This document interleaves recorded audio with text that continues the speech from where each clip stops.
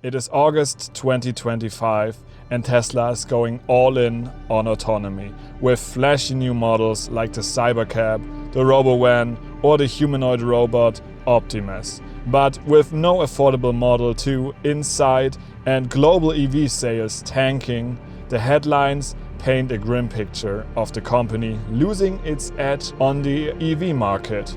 Are CO2 credit cuts in the United States and Elon's involvement in politics dragging Tesla down? Or could the all-in approach on autonomy with a vision-only idea shock the world and change the time frame of autonomy?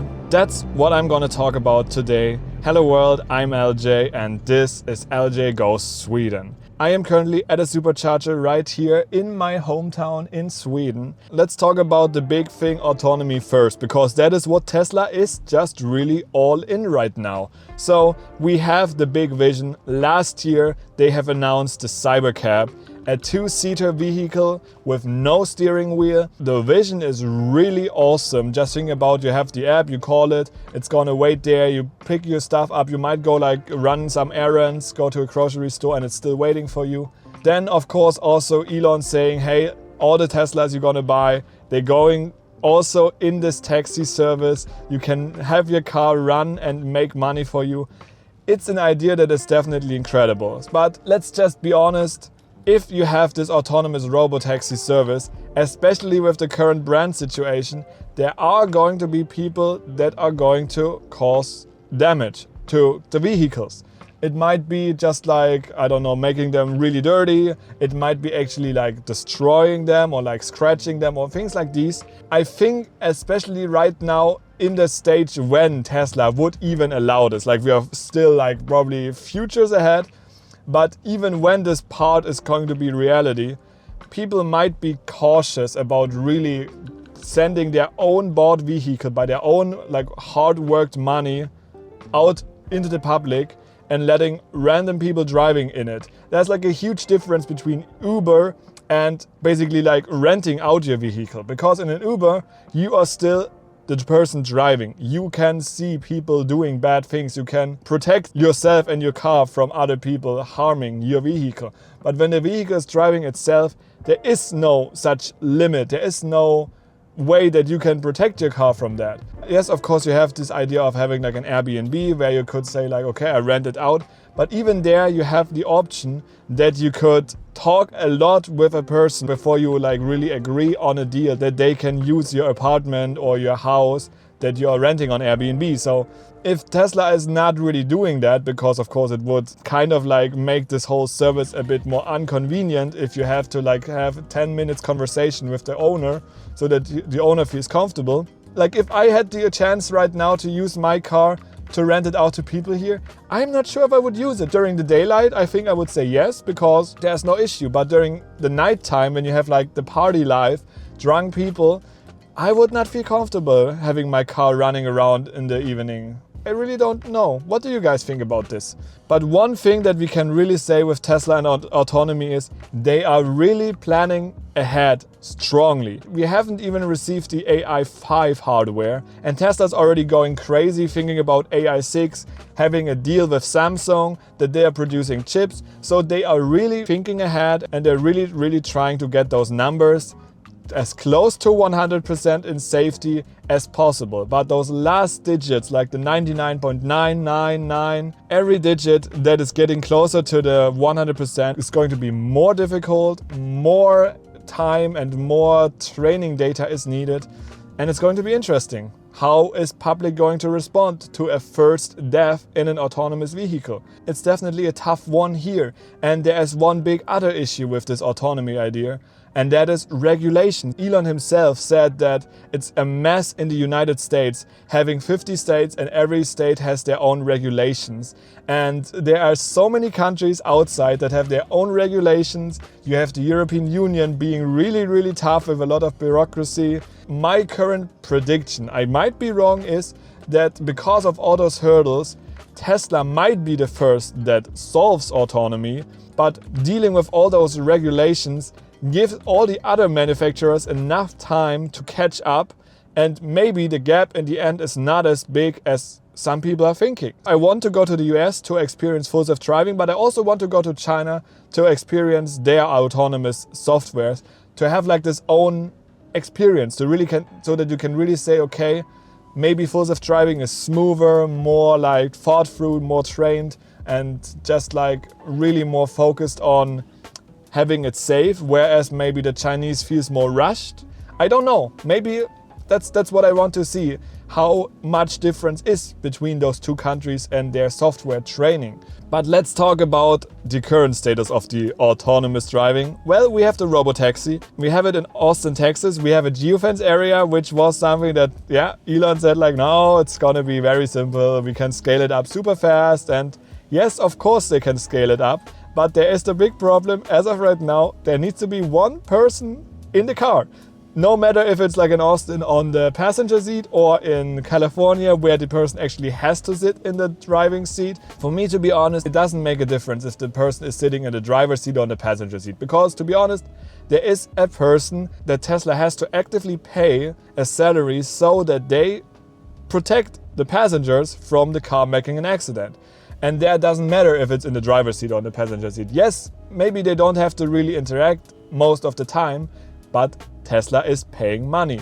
And that is going to really, really limit them in the future. So it really feels like that Tesla is going to have a similar situation like Waymo does. So they're gonna pop up in different cities now, maybe in cities that Waymo hasn't achieved, like New York City. It's going to be interesting how fast they actually can scale up the areas, and especially how long they can actually do that with a person. In the end, I don't know how much Tesla is going to really make of running these services when they actually have to pay the person sitting in the car, and then of course also the people in the back, in the support, overlooking the cars and maybe also taking over when the car is stuck. I really can say, as of right now with the regulations and everything, it's gonna take a long time, even in the United States. I think the only way how you could really do this is basically like forcing them actively to say like the regulations, we are pushing autonomous cars now and we are taking in casualties or anything, which of course is a really, really hard thing. And of course it makes sense that, I don't know, the majority of people would say like, no, we don't do that. We don't want to have any death caused by a software, by a computer, which I agree. In the past, when cars were made, people also took on cars and there were no safety in the car. There was no seatbelt, there was no airbags, things like these. And it all has evolved over time.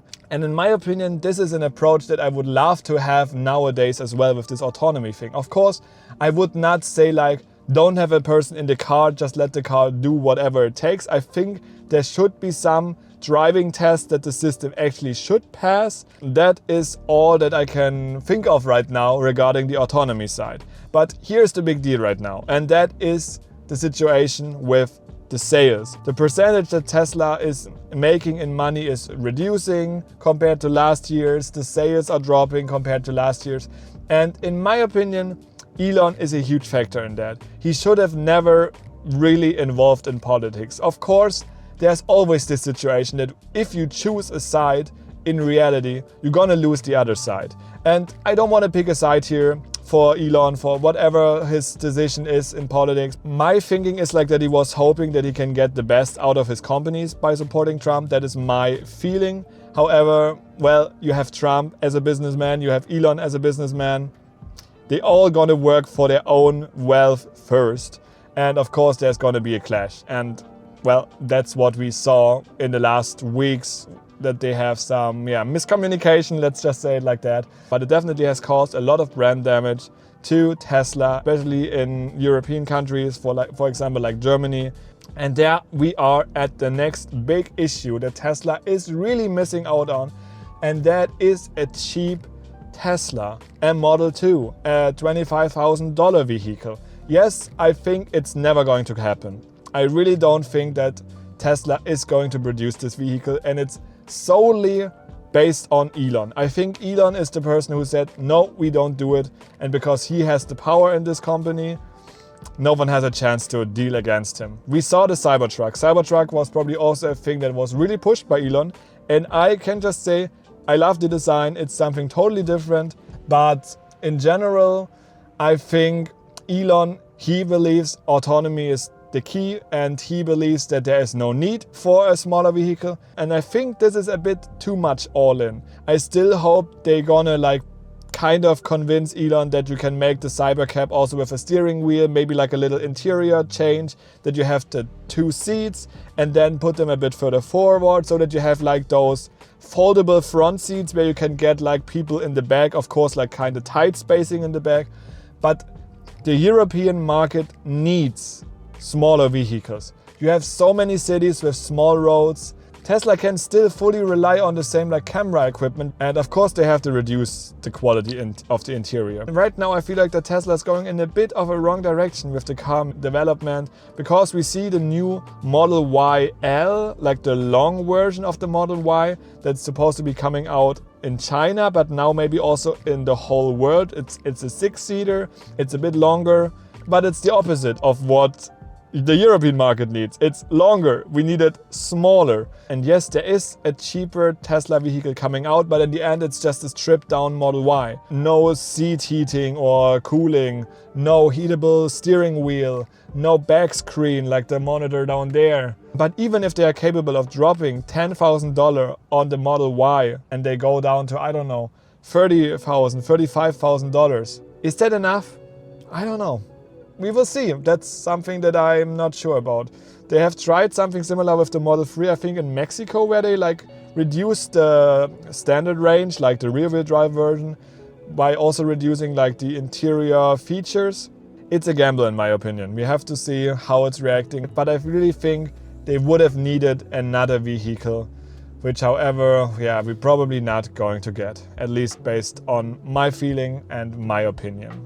Of course, Tesla is still developing crazy in every direction. We have the semi-trucks, which hopefully are starting production by the end of the year. I think that is still something that is really hard to predict if the Tesla Semi is a failure or a win for the market.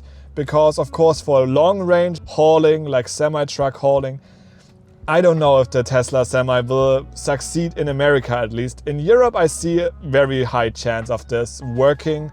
But there's also the infrastructure problem, right? I don't think we have mega chargers around in Europe at all. Maybe a few in America.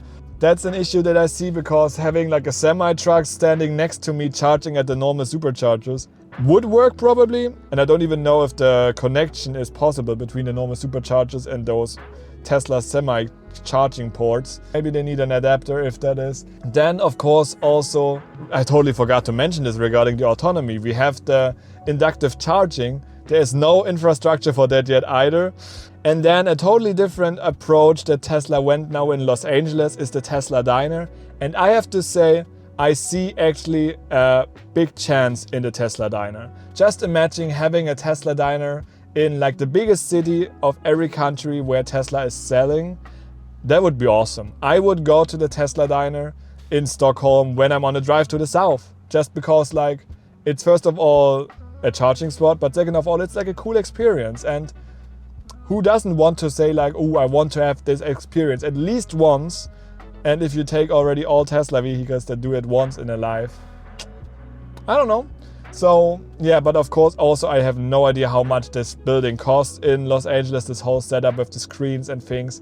But in my idea, having like this old school vibe with some classical traditional food of the country that you're in, with like ecological food, sounds pretty damn cool, to be honest. I like this idea and I hope that they're gonna continue with this. Of course, it's not going to be their money business where they make like most of their money. And when I scroll now through my list here, I don't really have anything left besides giving like a conclusion. So what do I think about Tesla in the next years? Is it going down? Is it going up? I don't think Tesla is going down. Like the news definitely framed Tesla in a worse light than it is right now, to be honest. I think, yes, there are problems arising, and yes, they are going to be critical if they are not being tackled. So Tesla needs to do something to get the sales up in European countries. Yes, maybe they say right now it's not a big problem, it will normalize again, or it will figure it out. And of course the whole European market is going kind of downhill on the EV side. All in all, in the end, it will change. So that is definitely true, but I don't see Tesla on the top right now. with the situation. They have to do something to get the brand reputation back up. I don't know how to do it. Of course, there could be this big thing where you say, kick Elon out. But at the same time, I think Elon is a person that made Tesla big, and it is the person that actually keeps this hype on Tesla alive. If you kick him out, it will definitely increase the sales a bit. I don't think it will be significant, to be honest, but what you definitely will see is that the stock is going to crash, because people definitely think that he is this like driving force on autonomy. He is the person who is saying, we're gonna solve this, we will make it happen. And if he's not there anymore, I think this drive is going to be lost. On the one side, people say it might be good if he's gone. They're gonna produce more cars, take a bit like a chill on the autonomy. But at the same time, it's a loss for the company on the hype side. You pick a side. Do you want Tesla to go all in on autonomy and hope that they fix it? Or do you want Tesla to become a car manufacturer like Volkswagen, Ford, all these markets that are already well established? I want to have like a stable middle situation. I want them to produce more cars, at least one more, like I said, the Model 2. But at the same time, I want them to solve autonomy. And yeah, so in my opinion, it's a bit too much all in right now. It feels a bit too much, but Tesla is definitely going to stay for the next years. I think I talked enough now. If there is still something open, write that down in the comments below, because I definitely forgot topics to talk about right now. But my car is also now nearly full. I talked 35 minutes on the recording, so I don't know how much I'm going to shorten this. But what do you guys think on Tesla, on autonomy, on the whole situation right now with the sales? Is it a hype that is worth staying behind, or do you think it's all just hot air that is going to disappear faster than you think? Okay, now enough said, guys. I hope you have a wonderful day. Feel free to give this video a thumbs up, subscribe, and of course write down your opinion on any of the topics I just mentioned. And we're going to see each other back in the next video. But until then, have a good one. Bye bye.